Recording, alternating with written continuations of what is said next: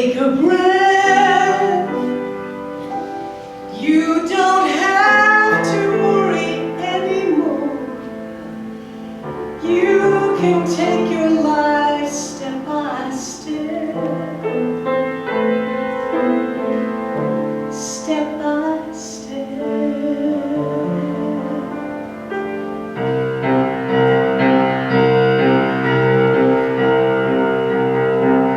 Always in a hurry, tired and worried, feeling the weight of the world on your shoulders. You gotta get it all done. Run. Seems like I'm just getting older and older, trying to get to the top of the mountain. That's what you aspire to. Why does it feel like the mountain's so elusive to you? You gotta just slow down, take a breath. You don't have to hurry anymore. You can take your life back step by step, step by step by step. You gotta trust your heart from within. There's a still small voice with answers that sound like a whisper on the wind. And that's why I think it's worth repeating again. If we just slow down, come on, take a breath. We don't have to hurry anymore. We can take our lives back and work step by step, step by step by step, step by step by step, minute by minute.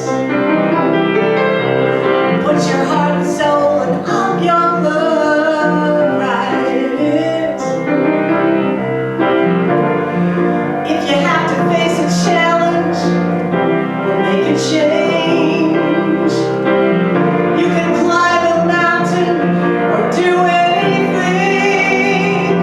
Just slow down, take a breath. You don't have to hurry anymore. You can trust your life step by step,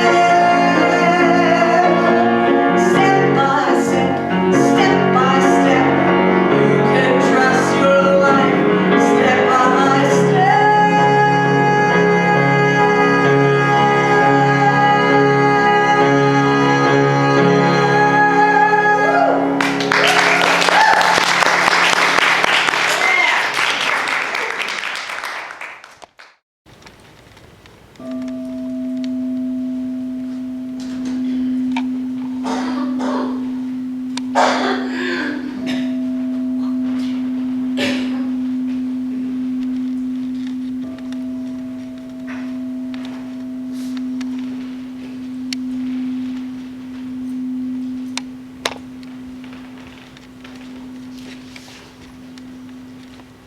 Join me in prayer.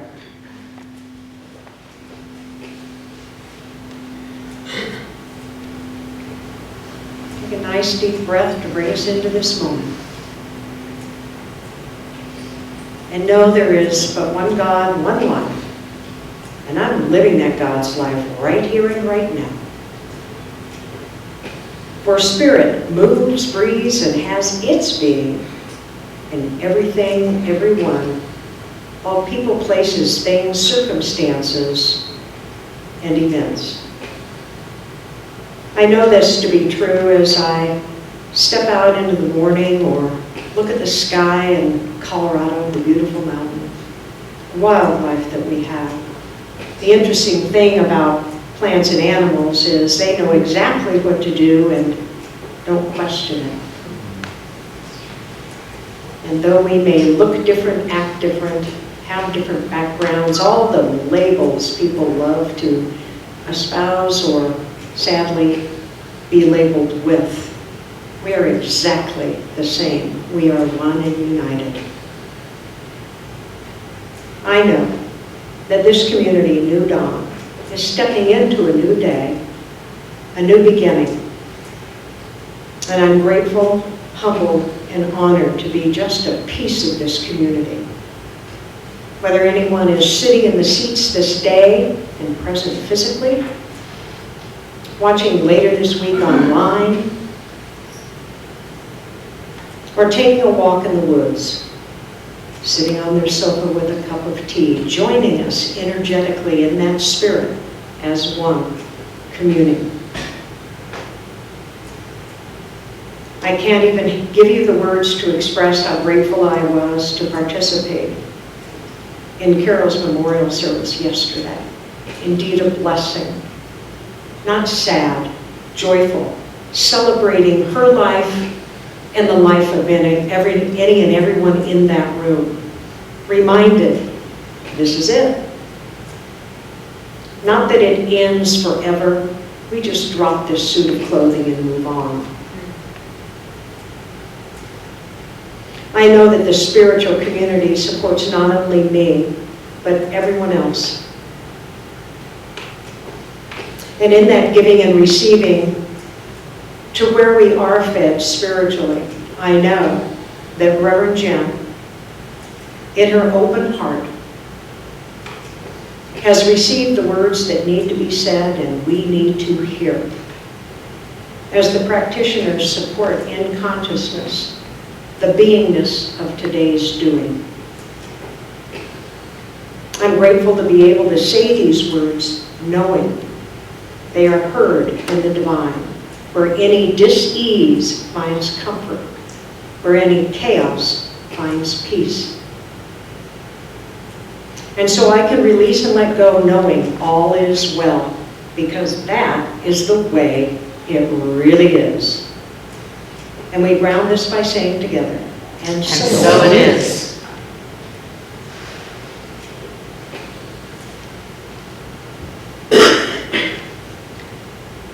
Our topic is perfectly imperfect passions. And I found this reading just this morning by Kelly McNeilis from her Your Messy Brilliance, a book that she wrote. The remarkable truth is the idea of perfection cannot bring joy, passion, and the purpose you are craving. Deep in your bones, it's a messy brilliance, the perfectly imperfect that contains your wholeness. Embrace your flaws, understand your stories, and develop a relationship with your body, mind, and spirit. And from John Legends, yes, the singer, his song, All of Me. Give your all to me. I'll give my all to you. You're my end and my beginning. Even when I lose, I'm winning. Because all of me loves all of you. Love your curves and all your edges, all your perfect imperfections. And lastly, from our founder, the honored Ernest Holmes. The whole purpose of science of mind is to reconcile the apparent separation of spirit world, which must be perfect, with the material world, which appears imperfect.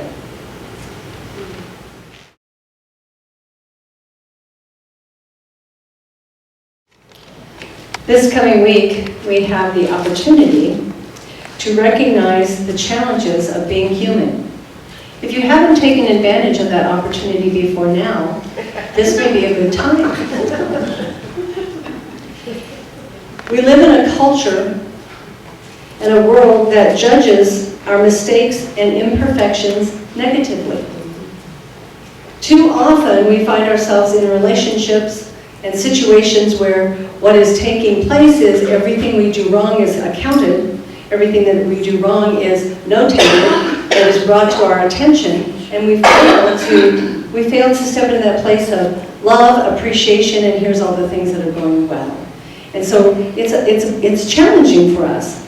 And as we discover our passion and purpose, it's easy to default to that place of comparing ourselves to others. And I'm not going to go through this, but I encourage you to take a minute this week and just think of all the things we do in life where you are literally being compared to another human being. Your talents, your skills, your capabilities, every job you ever interviewed for, it was a competition. We talk about it. We're not here to compete. And I'm beginning to think that maybe we are, because it seems like that's where we keep being headed. We keep being tuned into that. And it's challenging for us. And what happens is we begin to feel that we're not worthy. It only takes one critical statement that says, oh my gosh, that person did that really well. You should work on that. And you know, it can take us out. And so what happens to many of us is we don't pursue the things we want to do. Because there's a really deep-seated awareness within us that says, I can't pull it off. I'm not good enough. I've got this flaw, I have this problem, I have this challenge. And so it's really tough to move forward with this, and what that does for each of us is it fosters that illusion of separation. As soon as I'm over here, isolated from over there, I am isolated, and I am alone, and I forget. I forget to remember that I'm always accompanied by God, by Spirit. So what we're going to look at is some of the steps that we can look at and things that we can do to kind of move past this, to be in that place of perfectly imperfect passion. Our founder, Dr. Ernest Holmes, says this: we are to know that passing events cannot hinder the onward march of the soul. Let that sink in for a second. Passing events cannot hinder the onward march of the soul. The temporal imperfection of the human cannot dim the eternal integrity of the divine. Ah, I love that. That is such a beautiful statement.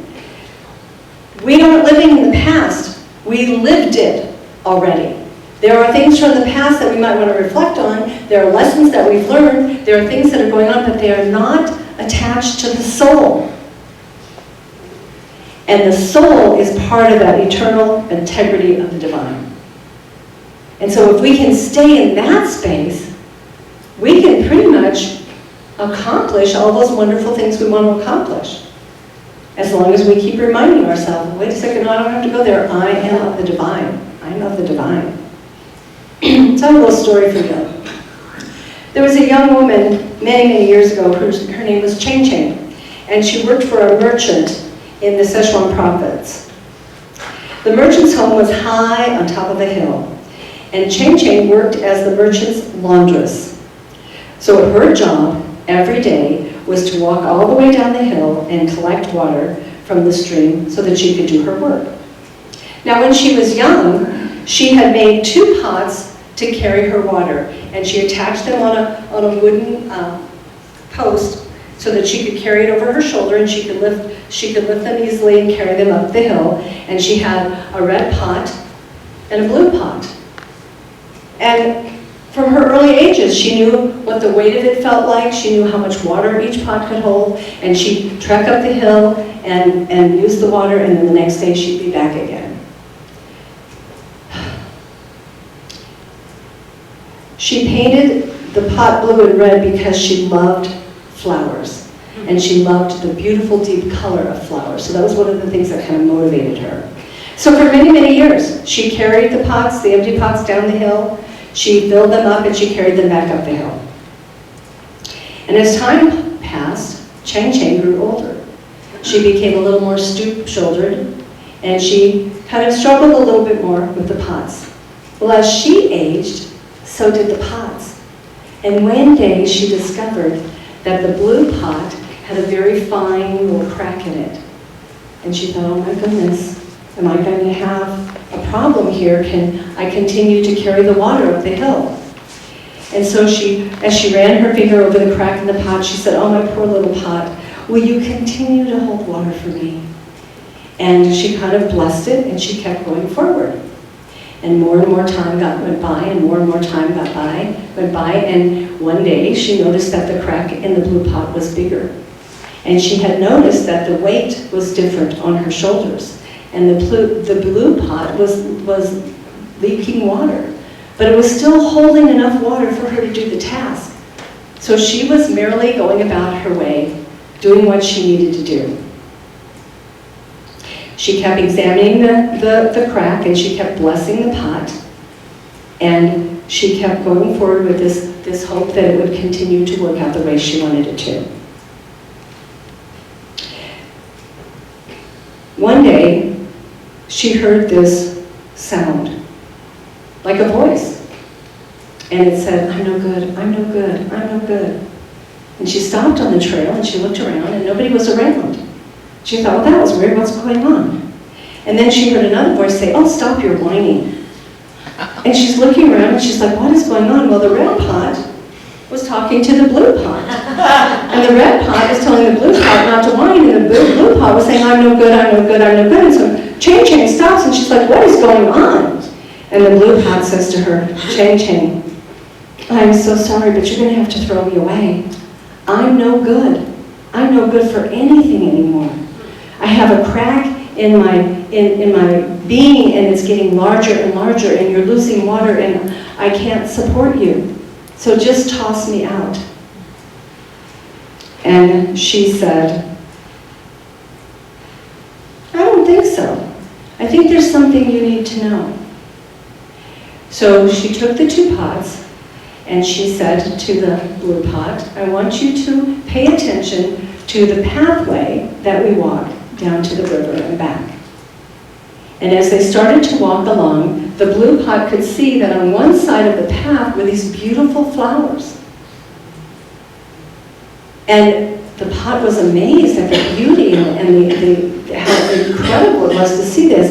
And Chang said, "You did this. Because when I noticed the crack in you and I noticed that the water was starting to leak out, I started dropping seeds by the wayside. And every time we walked up and down that hill, you watered the sides of that path and watered those flowers, and now they're growing. You have great value. And how could I ever let go of you? How could I ever release you because of a little flaw?" I think sometimes we're the blue pot. We had one little thing that we were criticized for as a kid. Maybe it was a big thing. We had something that we failed in. We had something that didn't work out the way we wanted it to, and we're stuck there. I listened to a podcast this past week with Ari Emanuel, and he was talking about the fact that when you have had these traumatic experiences, and you've had these challenges and these criticisms and maybe even abuse, and then you become successful. You move into an area of life where you've got it together and you're making good money and you're succeeding. Those instances, those memories, those circumstances from your past don't magically go away. They're still here. There is still a part of you doubting, concerned that you're going to fall on your face. And one of the things he said was that someday someone's going to look at me and go, you're not as great as we thought you were. I see the real you." And so think about that. What kind of things are you holding on to in your life from your past that are limiting you, that are halting your progress, that are keeping you from just being happy to carry the amount of water you're able to carry? It's a really great, insightful lesson, I thought. So let's pay attention to that a little bit this week. Sandra Bierich said, "To accept ourselves as we are means to value our imperfections as much as our perfections." What if we focused on the imperfections? What if we made them bigger than life? What if we learned to celebrate them? What would that do for your life?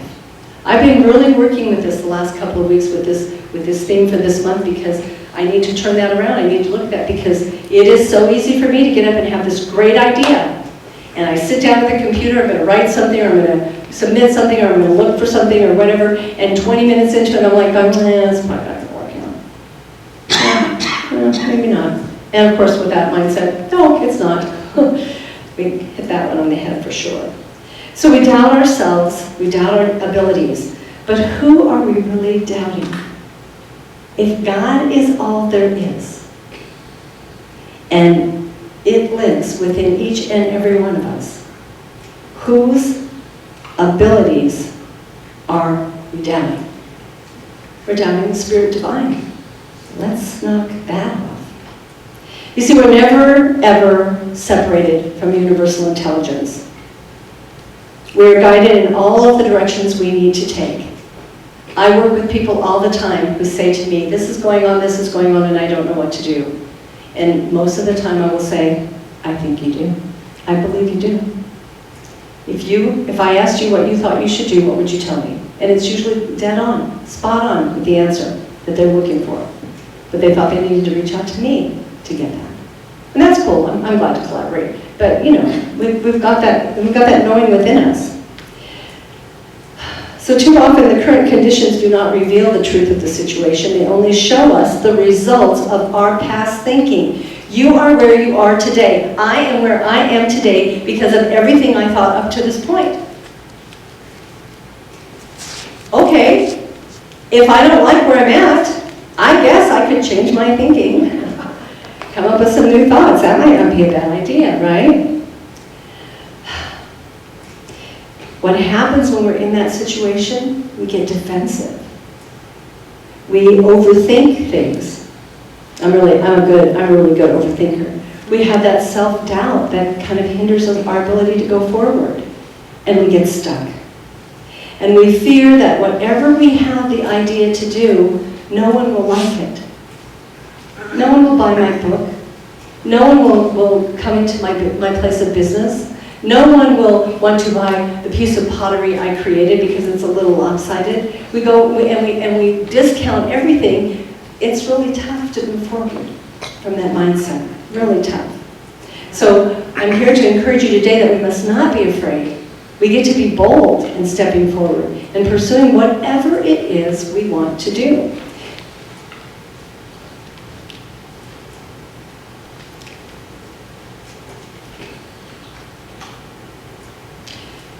Richard Rohr tells us this: we are not all weeds, but we are not all wheat either. We have to learn even now to accept and forgive this mixed bag of reality in ourselves and everybody else. What would happen if tomorrow morning the world woke up and just accepted everyone? I would love to be waking up to that. I think we would feel it even in our bedrooms as we're coming back to life and we're addressing the day. I think the energy would be such a huge, phenomenal shift that we would sense it in everything that we're doing. We wouldn't have to go check social media right away to figure out what's going on. We would know. We'd have that sense of it. And how beautiful is that? There's a company called Intuit. It's a software company, and they give a special award to their employees for the best failure.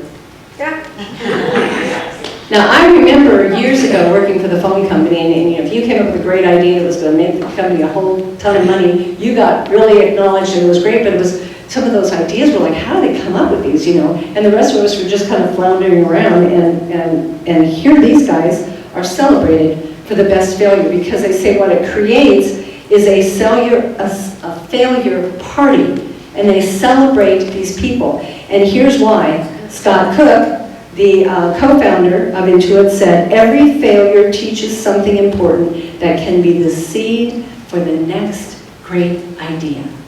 That's why we used to have brainstorming sessions. That's why we do our best to bring people into a safe environment and say, any idea you've got, we're going to put it on the board. I don't care how crazy it is, I don't care how outrageous it is, I don't care if we don't know how to do it, let's put it on the board, because when you see 20 crazy ideas, all of a sudden a message starts to come forth, and it's like, oh my gosh, this is what we can do. This is how we can fix what's broken. So we're going to pay attention to that.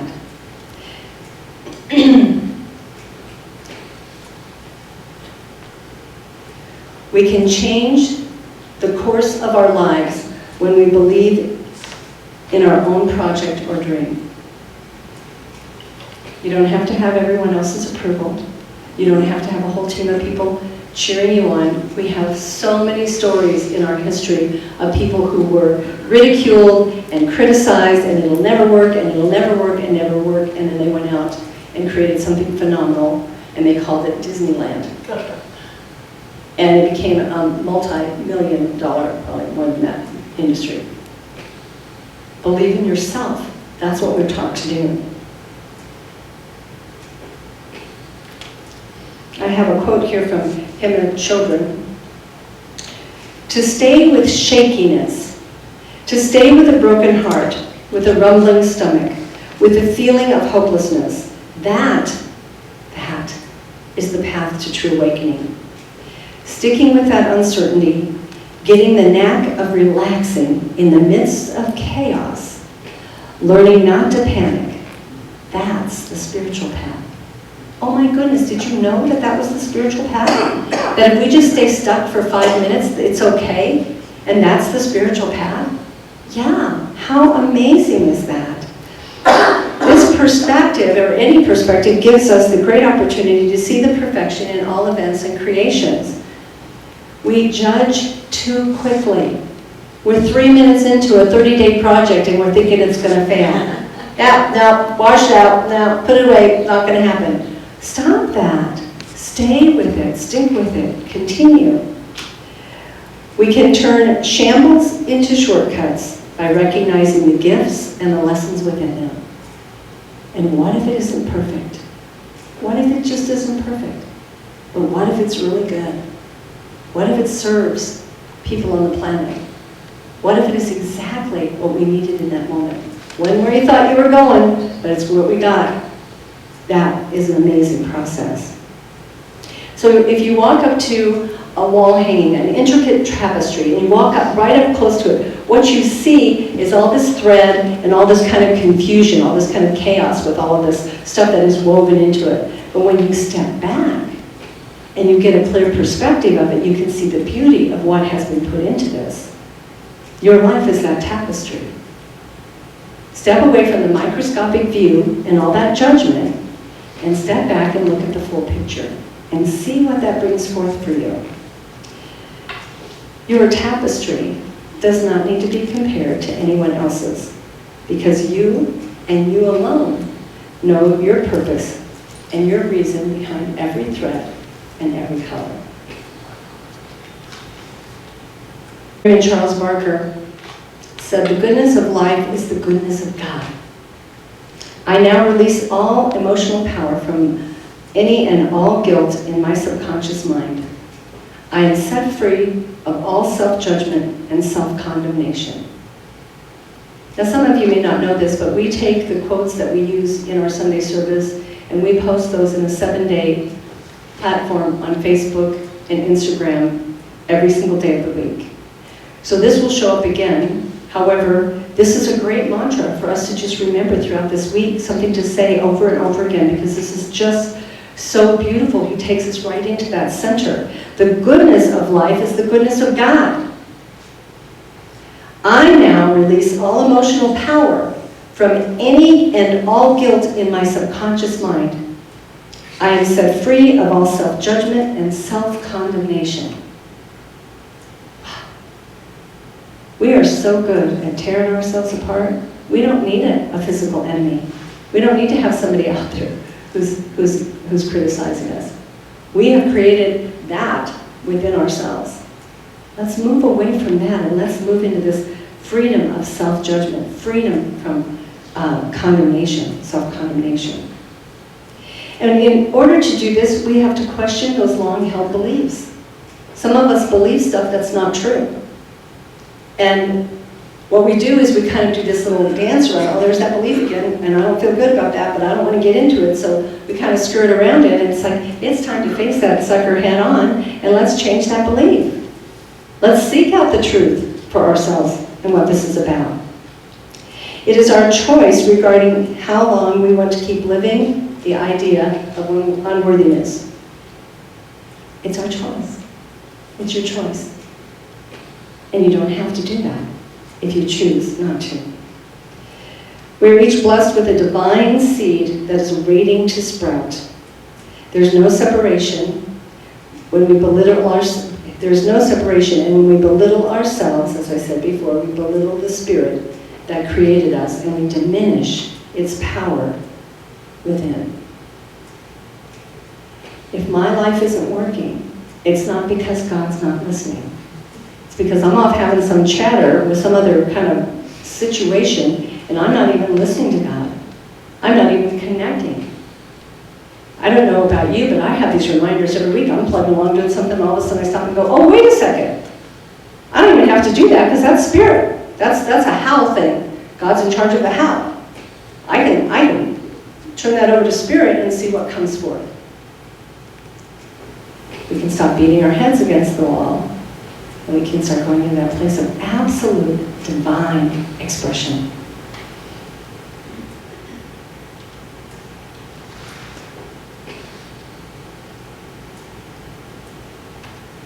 We have been receiving messages, and I've said this before, our internal lives, that are just not true.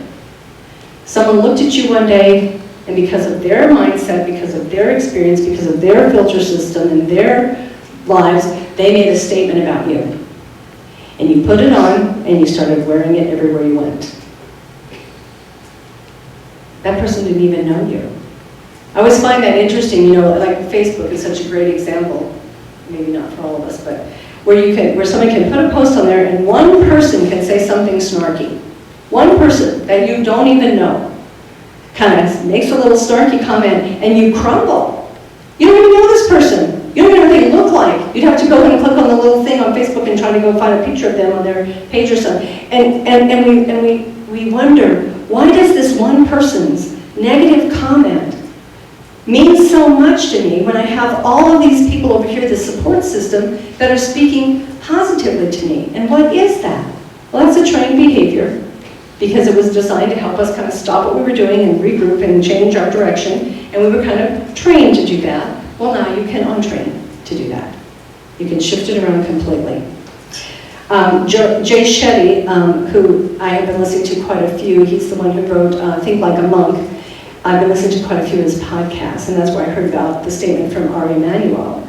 And what Jay Shetty said is that there are two lies that we are told over and over again, and we keep trying to believe them. And the first lie is this: you'll never amount to anything. And the second lie is, you can be anything you want.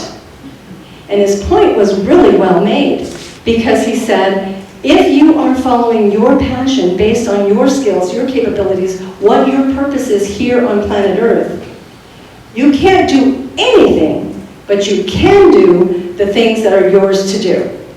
And so we were given that information about, oh, you can do anything. Well, yeah, maybe not, because going out there and getting on the side of the Alps and deciding to do some skiing when you don't have any skills to do that, you're not going to prove. You're going to prove the point. You're just going to prove it in the wrong direction. And so I love the way that he said that. And the other thing he talked about was he talked about shame and grief. And I was so impressed with this, and I'm going to bring this up because when we're talking about our flaws, shame and guilt, excuse me, when we're talking about our flaws, sometimes we're shameful. We're ashamed. I'm ashamed that I was very overweight in junior high school. Doesn't matter that I was on medication, doesn't matter, none of that. I'm ashamed of that. And so the difference between shame and guilt is that guilt is, I'm sorry I did that. I did something and it hurt you and I feel really bad about it. That's guilt. Shame is,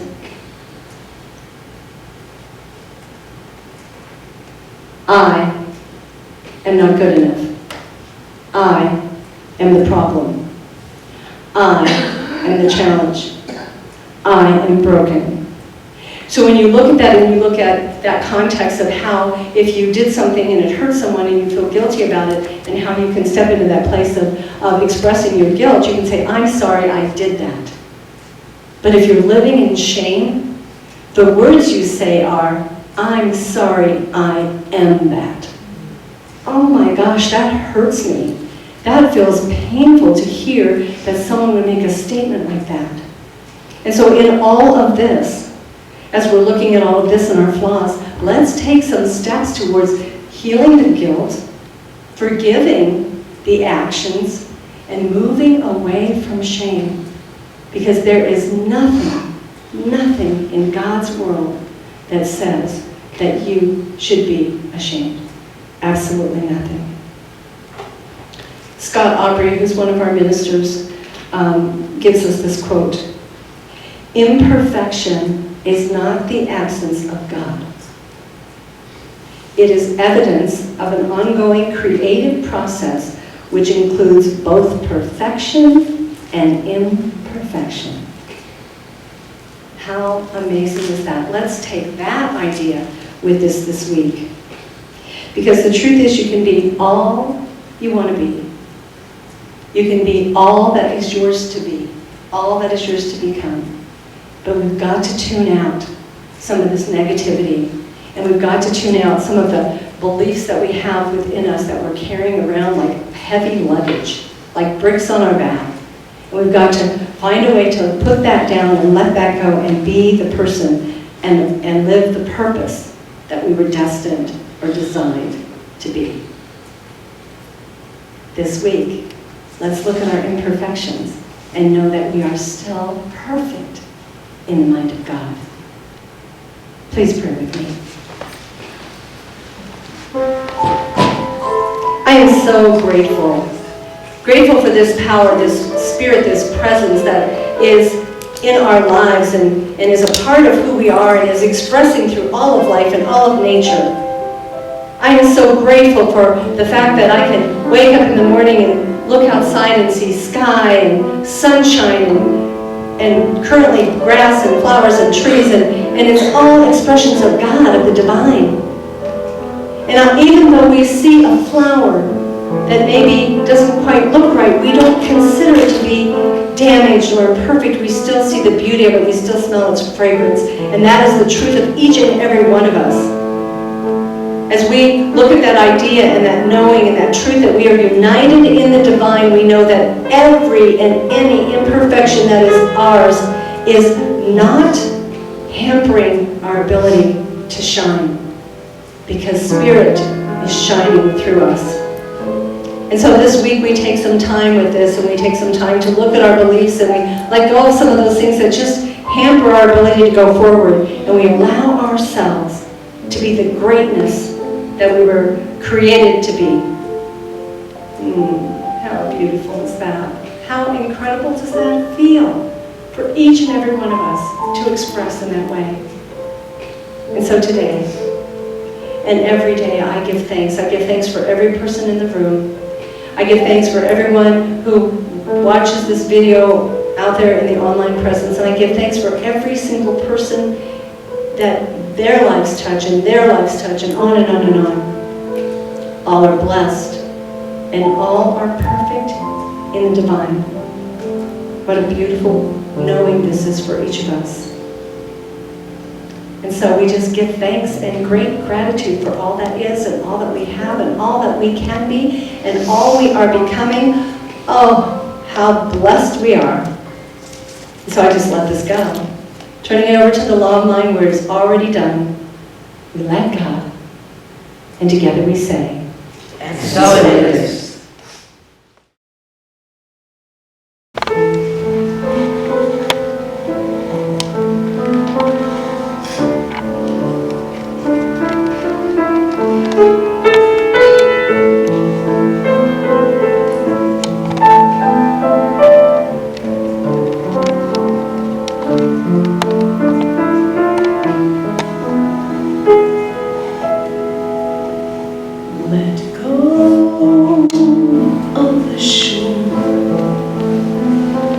Let the water water carry you. Let go of the shore. Float into the mystery.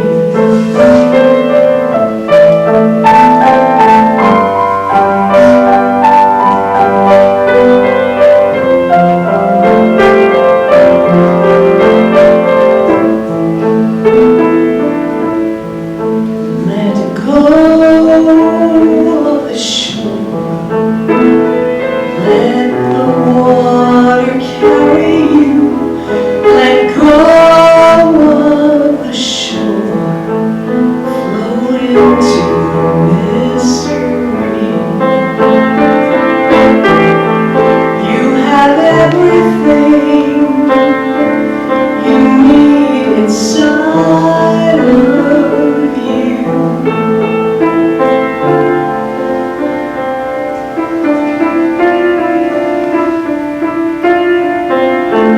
Just close your eyes and breathe.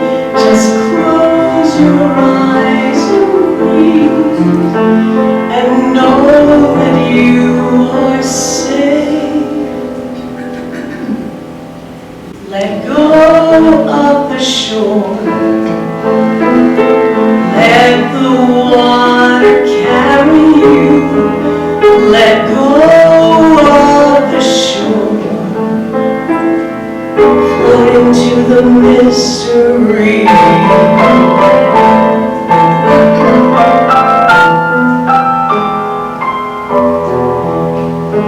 Let go of the shore. Let the water carry you. Let go of the shore. Float into the mystery. We don't need a plan. Let your heart, let it be your compass. Lift your sails in faith, and soon you will arrive. Let go of the shore. Let the water carry you. Let go of the shore.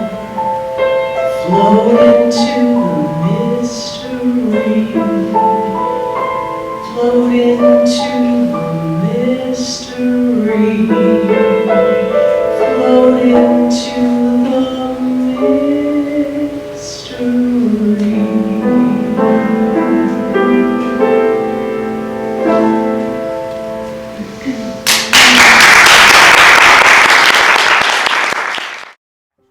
Hello, I'm Reverend Jenn Wilde, Senior Minister for New Dawn Center for Spiritual Living. New Dawn Center is a global community, and we welcome all people, all paths, all ways of thinking, all philosophies. So know that you are welcome here, and thank you for joining our online community.